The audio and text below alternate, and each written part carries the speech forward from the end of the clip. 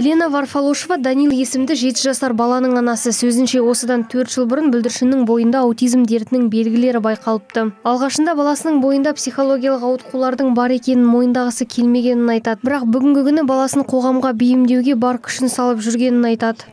Я мама особенного ребенка. Мен арнайы күтімді талап ететін баланың анасымын. Балам арнайы түзету мектебінде оқиды. Білім алу әрине қиынға соғады. Ақырын бағдарламаны да еріп келеміз.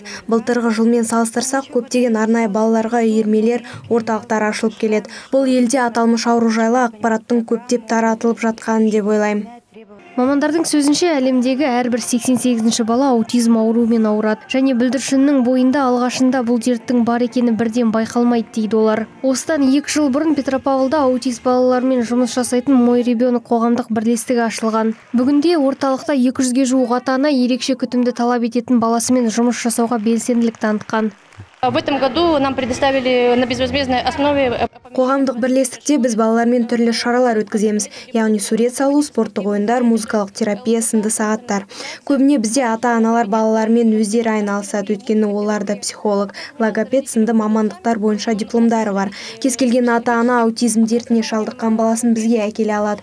Бүгінгі концерттік іс-шарамыз да осы дерт жайлы халықты ақпараттандыруға бағытталған.